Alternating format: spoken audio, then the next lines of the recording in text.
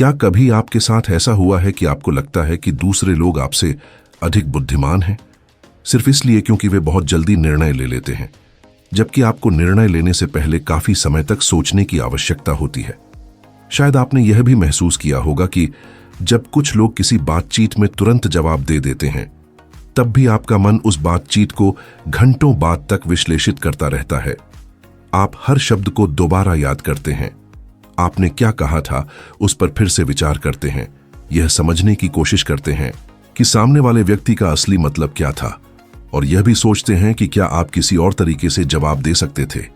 लगातार चिंतन करने की यह प्रवृत्ति आपको यह महसूस करा सकती है कि आप बहुत ज्यादा सोचते हैं, लेकिन वास्तव में यह इस बात का संकेत हो सकता है कि आपका मन आपकी कल्पना से कहीं अधिक गहराई से काम करता है। दिलचस्प बात यह है कि बहुत अधिक बौद्धिक क्षमता वाले लोग हमेशा पहली नजर में अत्यधिक प्रतिभाशाली नहीं दिखते। वास्तव में कुछ ऐसे व्यवहार जिन्हें समाज अक्सर कमजोरी या अजीब आदत समझता है, वे वास्तव में एक अत्यंत विश्लेषणात्मक मस्तिष्क से जुड़े हो सकते हैं। मनोविज्ञान और तंत्रिका विज्ञान ने यह देखा है कि कुछ मानसिक पैटर्न उच्च स्तर की बुद्धिमत्ता वाले लोगों में अधिक बार दिखाई देते हैं, लेकिन अक्सर जिन लोगों में ये विशेषताएं होती हैं, वे स्वयं इससे अनजान रहते हैं और इसे एक लाभ के रूप में देखने के बजाय अपनी व्यक्तिगत कठिनाई समझ लेते हैं। कुछ ऐसे व्यवहार होते हैं जो यह संकेत दे सकते हैं कि आपका मन अधिक जटिल स्तर पर काम कर रहा है। इनमें से कुछ आदतें सामान्य लग सकती हैं, लेकिन वास्तव में वे गहरे मानसिक प्रसंस्करण को दर्शाती हैं। इस सामग्री में हम ऐसे 5 व्यवहारों का अध्ययन करेंगे जो विभिन्न शोधों के अनुसार अत्यधिक बुद्धिमान लोगों में अक्सर दिखाई देते हैं, और उनमें से एक सूची का अंतिम व्यवहार इतिहास की कई सबसे प्रतिभाशाली मस्तिष्कों में देखा गया है। आइए पहले व्यवहार से शुरुआत करें, चीजों का अत्यधिक विश्लेषण करने की प्रवृत्ति। विश्लेषणात्मक मन वाले लोगों में अक्सर हर चीज को ध्यान से परखने की आदत होती है। शायद आपके साथ ऐसा हुआ हो कि किसी ने बातचीत के दौरान कुछ कहा हो और बहुत समय बाद भी आप उसी क्षण के बारे में सोचते रहे। आपका मन उस दृश्य पर वापस जाता है और उसे अलग अलग दृष्टिकोण से देखने लगता है। आप सोचते हैं कि आपने क्या कहा, सामने वाले ने क्या कहा, उसका असली मतलब क्या हो सकता था, और आप कौन से दूसरे जवाब दे सकते थे। यह प्रक्रिया केवल सामाजिक बातचीत तक सीमित नहीं होती। छोटी छोटी निर्णय भी आपके मन में एक जटिल विश्लेषण में बदल सकते हैं। कई विकल्पों में से किसी एक को चुनना जितना सरल लगता है, वह आपके मन में संभावित परिणामों की एक लंबी श्रृंखला शुरू कर सकता है। आप अलग अलग परिस्थितियों की कल्पना करते हैं, परिणामों का अनुमान लगाते हैं, विकल्पों की तुलना करते हैं और संभावित लाभों के साथ साथ आने वाली समस्याओं पर भी विचार करते हैं। बाहरी दृष्टि से कुछ लोग इस व्यवहार को अनिर्णय या असुरक्षा समझ सकते हैं, लेकिन वास्तव में कई बार यह एक अधिक जटिल संज्ञानात्मक प्रक्रिया होती है। अधिक बौद्धिक क्षमता वाले लोगों में अक्सर कार्यशील स्मृति अधिक विकसित होती है। इसका अर्थ है कि उनका मस्तिष्क एक ही समय में कई विचारों को सक्रिय रख सकता है, उनका विश्लेषण कर सकता है, उनकी तुलना कर सकता है और उन्हें लगातार पुनर्गठित कर सकता है, ताकि सबसे उपयुक्त उत्तर या निर्णय तक पहुंचा जा सके। जहां कुछ लोग तुरंत अपनी सहज बुद्धि के आधार पर प्रतिक्रिया दे देते हैं, वहीं आपका मन एक ही समय में कई संभावनाओं का मूल्यांकन कर रहा होता है। ऐसा लगता है जैसे आपका मस्तिष्क एक साथ कई मानसिक रास्ते खोल देता है और हर एक को परखता है, फिर तय करता है कि किस दिशा में आगे बढ़ना है। कुछ ही सेकंड में आप कई संभावित परिणामों की कल्पना कर सकते हैं, जोखिमों का आकलन कर सकते हैं और उन परिणामों के बारे में सोच सकते हैं जिन पर बहुत से लोग शायद ध्यान भी न दें। इसी कारण कभी कभी ऐसा लग सकता है कि आप उन परिस्थितियों को जटिल बना रहे हैं जो दूसरों के लिए सरल लगती हैं, लेकिन वास्तव में आपका मन वही कर रहा होता है जिसके लिए वह बना है। जानकारी का गहराई से विश्लेषण करना, अलग अलग दृष्टिकोणों को देखना और कार्य करने से पहले संभावित परिणामों का अनुमान लगाना। अब एक और व्यवहार है जिसे कई लोग अजीब समझते हैं, लेकिन जो अत्यधिक विश्लेषणात्मक मस्तिष्कों में अक्सर दिखाई देता है, सिर्फ खुद से बात करना। बहुत से लोगों के लिए किसी को अपने आप से बात करते सुनना असामान्य लग सकता है। अक्सर इसे गलत तरीके से ध्यान भंग या अजीब व्यवहार से जोड़ दिया जाता है, लेकिन वास्तव में यह आदत एक बहुत शक्तिशाली मानसिक उपकरण हो सकती है। कई बार यह जरूरी नहीं कि आप जोर से पूरी बातचीत करें। यह कुछ बहुत सरल भी हो सकता है।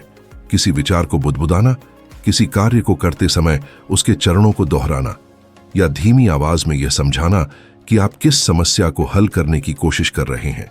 कुछ लोग काम करते समय, पढ़ाई करते समय या किसी समस्या को समझने की कोशिश करते समय अपने विचारों को जोर से बोलकर व्यवस्थित करते हैं। नकारात्मक संकेत होने के बजाय यह व्यवहार वास्तव में मस्तिष्क को जानकारी को बेहतर तरीके से व्यवस्थित करने में मदद कर सकता है। जब आप अपने विचारों को आवाज में व्यक्त करते हैं तो आपका मन विचारों को एक अलग तरीके से संसाधित करता है। जो शब्द आप सुनते हैं वे आपके विचारों को मजबूत करते हैं और मस्तिष्क को अवधारणाओं को अधिक स्पष्ट रूप से संरचित करने में मदद करते हैं। विश्लेषणात्मक सोच वाले कई लोग बिना महसूस किए इस तरीके का उपयोग करते हैं। जब वे अपने विचारों को शब्दों में व्यक्त करते हैं तो वे उलझे हुए विचारों को स्पष्ट कर पाते हैं, अपने तर्क में गलतियां पहचान पाते हैं और समाधान अधिक आसानी से खोज लेते हैं। ऐसा लगता है जैसे अपने आप से बात करना एक आंतरिक संवाद बना देता है, जो आपको अपने ही विचारों को एक अलग दृष्टिकोण से देखने की अनुमति देता है। अजीब आदत होने के बजाय कई मामलों में यह केवल मस्तिष्क का स्वाभाविक तरीका है जिससे वह जानकारी को व्यवस्थित करता है, समस्याओं को हल करता है और सोचने की प्रक्रिया को गहराई तक ले जाता है। वास्तव में कुछ विशेष रूप से चिंतनशील मस्तिष्कों के लिए यह छोटी सी आदत उनके आसपास की दुनिया को बेहतर ढंग से समझने का एक अत्यंत प्रभावी साधन बन सकती है। कई बार अपने आप से बात करना आपके मन में चल रही चीजों को व्यवस्थित करने का एक स्वाभाविक तरीका होता है। यह मानो ऐसा है जैसे आपका मस्तिष्क विचारों को बेहतर ढंग से व्यवस्थित करने, उन्हें संरचना देने और अधिक स्पष्ट रूप से समझने के लिए उन्हें आवाज में सुनना चाहता हो। जब आप अपने विचारों को शब्दों में व्यक्त करते हैं, चाहे वह हल्की फुसफुसाहट में ही क्यों ना हो या छोटी छोटी पंक्तियों में, आपका मन जानकारी को अधिक स्पष्ट तरीके से व्यवस्थित कर पाता है। मनोविज्ञान में इस घटना को आंतरिक भाषा, इंटरनल लैंग्वेज कहा जाता है। यह एक मानसिक प्रक्रिया है जो सोच को दिशा देने, विचारों को संरचना देने और कार्यों की योजना बनाने में मदद करती है। यह केवल एक अजीब आदत नहीं है, वास्तव में यह संज्ञानात्मक कार्य प्रणाली का एक महत्वपूर्ण हिस्सा है। बहुत से लोग इसे अनजाने में उपयोग करते हैं जब वे किसी समस्या को हल करने की कोशिश करते हैं, किसी क्रम को याद रखने का प्रयास करते हैं या कोई निर्णय लेते हैं। इसी कारण जिन लोगों का मन विशेष रूप से विश्लेषणात्मक होता है वे अक्सर इस प्रकार के आंतरिक संवाद का सहारा लेते हैं।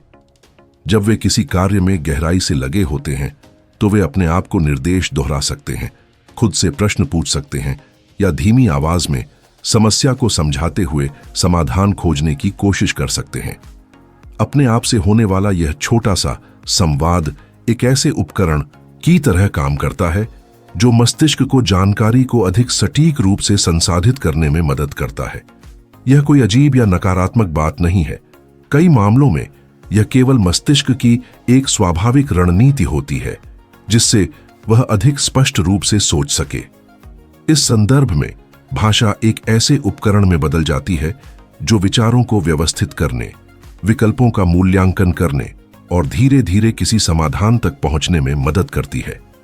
अब एक और व्यवहार है जिसे बहुत से लोग गलत तरीके से समझते हैं, लेकिन जो अत्यधिक सक्रिय मस्तिष्कों में अक्सर दिखाई देता है, जल्दी ऊब जाना। कुछ लोग लंबे समय तक एक ही गतिविधि करते रह सकते हैं और उन्हें कोई समस्या महसूस नहीं होती। वे एक ही कार्य को बार बार दोहरा सकते हैं और फिर भी उनकी एकाग्रता या रुचि कम नहीं होती। लेकिन जब किसी व्यक्ति का मन विशेष रूप से जिज्ञासु और सक्रिय होता है तो अनुभव अक्सर अलग होता है। शायद आपके साथ ऐसा हुआ हो कि आप किसी गतिविधि को बड़े उत्साह के साथ शुरू करते हैं। शुरुआत में आप पूरा ध्यान देते हैं, जो कर रहे हैं उसका विश्लेषण करते हैं और समझने की कोशिश करते हैं कि वह कैसे काम करता है। लेकिन जैसे ही आपका मन उस पैटर्न को समझ लेता है या पूरी प्रक्रिया को पूरी तरह समझ जाता है, आपकी रुचि तेजी से कम होने लगती है।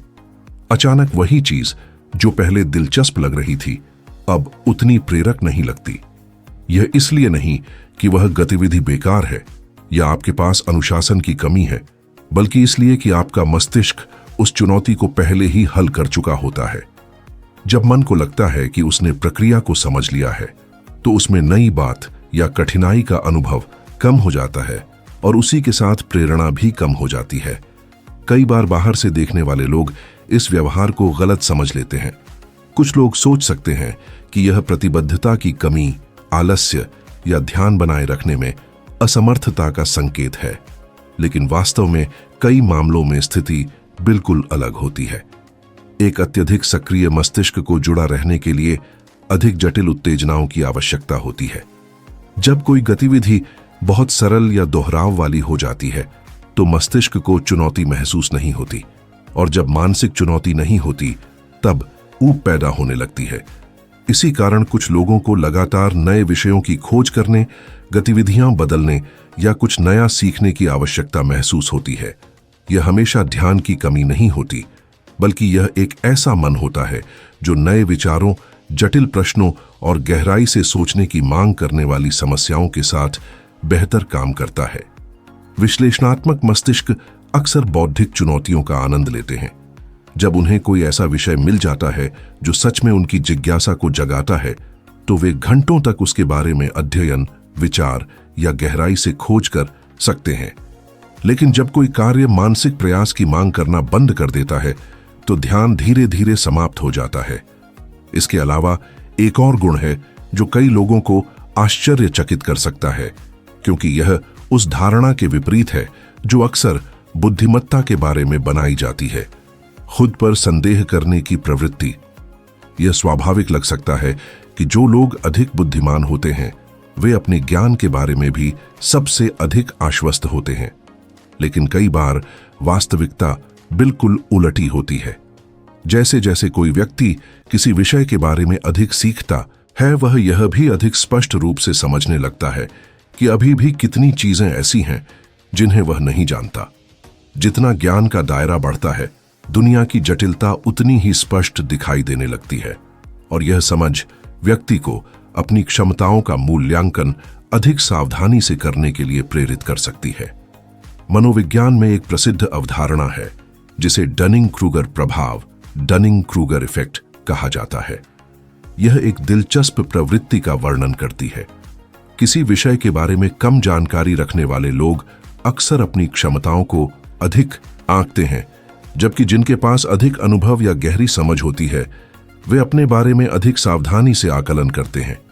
ऐसा इसलिए होता है क्योंकि जिनके पास कम जानकारी होती है, वे उस विषय में शामिल सभी जटिलताओं को नहीं देख पाते, जबकि जो लोग उस विषय को गहराई से समझते हैं, वे उसकी वास्तविक जटिलता को स्पष्ट रूप से पहचानते हैं। इसी कारण विश्लेषणात्मक सोच वाले बहुत से लोग अपनी क्षमताओं पर प्रश्न उठाते रहते हैं। वे अपनी गलतियों का ध्यान से विश्लेषण करते हैं, अपने निर्णयों की समीक्षा करते हैं और यह सोचते हैं कि क्या वे वास्तव में पर्याप्त रूप से तैयार हैं। यह मान लेने के बजाय कि वे सब कुछ जानते हैं, वे अपने ज्ञान के प्रति अधिक विचारशील और आलोचनात्मक दृष्टिकोण बनाए रखते हैं। कभी कभी यह असुरक्षा जैसा महसूस हो सकता है, लेकिन वास्तव में यह अक्सर उस मन का संकेत होता है जो पूरे परिदृश्य को देखने का आदी है, अपनी सीमाओं को पहचानता है और लगातार सीखते रहने की प्रवृत्ति रखता है। जब कुछ लोग अपने विचारों को पूरी निश्चितता के साथ व्यक्त करते हैं, वहीं कुछ ऐसे मन भी होते हैं जो बोलने के बाद भी स्थिति का मूल्यांकन करते रहते हैं। जल्दी किसी निष्कर्ष को स्वीकार करने के बजाय इस प्रकार का मन संभावनाओं की तुलना करता रहता है, विवरणों की समीक्षा करता है और यह सोचता है कि क्या वास्तव में उसकी व्याख्या सही है। यह क्षमता की कमी या स्थायी असुरक्षा का संकेत नहीं है, बल्कि यह उस सोच का परिणाम है जो पूरी तरह आश्वस्त होने से पहले अधिक चर, अधिक सूक्ष्मताओं और अधिक दृष्टिकोणों को देखती है। जब किसी के पास गहराई से विश्लेषण करने वाला मन होता है, तो उसकी मानसिक प्रक्रिया अक्सर अधिक जटिल होती है। जहां कुछ लोग जल्दी उत्तर तक पहुंच जाते हैं, वहीं ऐसा मन समस्या के विभिन्न पहलुओं की जांच करता रहता है। वह जानकारी का विश्लेषण करता है, विचारों पर फिर से सोचता है और इस पर भी विचार करता है कि विश्लेषण में क्या छूट सकता है। इसी कारण कई बार ऐसे लोगों को किसी निष्कर्ष पर पूरी तरह आश्वस्त होने में अधिक समय लगता है। यह बौद्धिक कमजोरी नहीं है, यह केवल सोचने का एक तरीका है जो किसी बात को पूरी निश्चितता से कहने से पहले उसे गहराई से समझना चाहता है।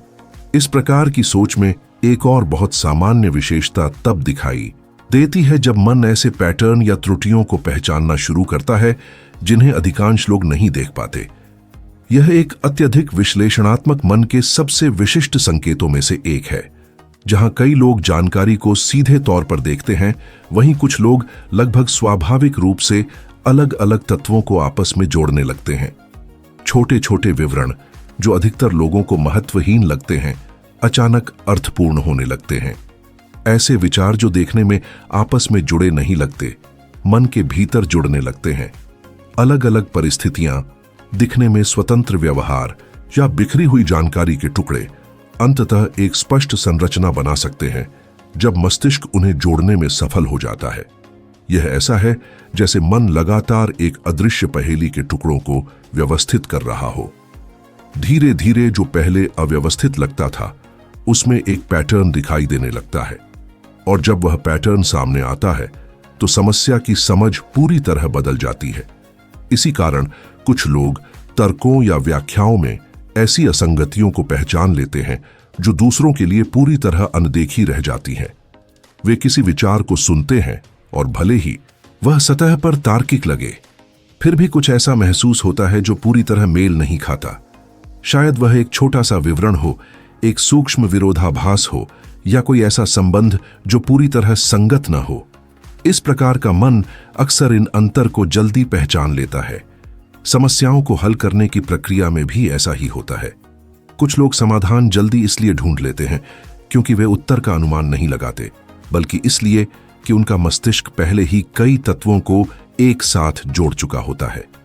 जहां दूसरे लोग अभी भी हर हिस्से का अलग अलग विश्लेषण कर रहे होते हैं, वहीं उनका मन कई सूचनाओं को एक साथ जोड़कर समस्या को एक समग्र रूप में देख सकता है। इस प्रकार की सोच अलग अलग विचारों के बीच अप्रत्याशित संबंध खोजने में भी मदद करती है। एक विचार दूसरे विचार तक ले जाता है, वह दूसरा विचार एक नई संभावना का द्वार खोलता है और यह क्रम तब तक चलता रहता है जब तक एक ऐसा निष्कर्ष सामने नहीं आ जाता जो पहले स्पष्ट नहीं था। कई बार ये संबंध इसलिए उभरते हैं क्योंकि मस्तिष्क जानकारी के भीतर छिपे संबंधों को खोजने का आदी होता है। जब यह क्षमता विशेष रूप से मजबूत होती है तो मन अलग अलग तथ्यों को अलग थलग देखना बंद कर देता है और पूरी संरचनाओं को देखना शुरू कर देता है। जहां अन्य लोग केवल बिखरे हुए तथ्य देखते हैं, वहां ऐसा मन पैटर्न, प्रवृत्तियां और संबंध पहचान लेता है जो यह समझाते हैं कि चीजें एक दूसरे से कैसे जुड़ी हुई हैं। इसीलिए बुद्धिमत्ता हमेशा उस रूप में प्रकट नहीं होती जैसा बहुत से लोग कल्पना करते हैं। यह हमेशा तेज उत्तर देने, अधिक आत्मविश्वास से बोलने या सही समय पर सभी उत्तर रखने के बारे में नहीं होती। कई बार बुद्धिमत्ता कहीं अधिक शांत तरीके से प्रकट होती है। कभी कभी यह उस व्यक्ति में दिखाई देती है जो बोलने से अधिक सुनता है, जो राय देने से पहले सोचता है या जो सबसे सरल परिस्थितियों का भी गहराई से विश्लेषण करता है। यह उस व्यक्ति में भी प्रकट हो सकती है जो अपने ही विचारों पर प्रश्न उठाता है, अपने निष्कर्षों की समीक्षा करता है और हर स्थिति को अलग अलग दृष्टिकोण से समझने की कोशिश करता है। इसीलिए यदि कभी किसी ने आपसे कहा है कि आप बहुत ज्यादा सोचते हैं, चीजों का बहुत विश्लेषण करते हैं या ऐसी स्थितियों को जटिल बना देते हैं जो दूसरों को सरल लगती हैं, तो संभव है कि यह वास्तव में कोई कमी न हो। शायद यह केवल उस मन का स्वाभाविक तरीका है जो विवरणों को गहराई से खोजने का आदी है। हर व्यक्ति जानकारी को अलग अलग तरीके से संसाधित करता है। कुछ मन तेजी पर केंद्रित होते हैं, जबकि कुछ विस्तृत विश्लेषण की ओर उन्मुख होते हैं। सोचने का कोई भी तरीका अनिवार्य रूप से दूसरे से बेहतर नहीं होता, लेकिन इन अंतरों को समझना आपको अपनी सोच की शैली को बेहतर तरीके से सराहने में मदद कर सकता है। और अब एक दिलचस्प प्रश्न उठता है, इन व्यवहारों में से कितनों से आप खुद को जुड़ा हुआ महसूस करते हैं? शायद आपने पाया कि इनमें से कुछ बिल्कुल उसी तरह वर्णन करते हैं जैसे आपका मन रोजमर्रा के जीवन में काम करता है। यदि आप अपना अनुभव साझा करना चाहें तो आप टिप्पणियों में लिख सकते हैं और बता सकते हैं कि इन गुणों में से कौन सा आपको अपने भीतर सबसे अधिक दिखाई देता है। और यदि यह सामग्री आपको रोचक लगी हो तो आप इसे लाइक करके और सदस्यता लेकर समर्थन दे सकते हैं, ताकि भविष्य के वीडियो में हम ऐसे ही विषयों की ओर गहराई से खोज कर सकें। आप अगली सुझाई गई सामग्री भी देख सकते हैं, जहां हम और विस्तार से समझते हैं कि मन कैसे काम करता है और क्यों कुछ सोचने के पैटर्न हमारी कल्पना से कहीं अधिक सामान्य होते हैं।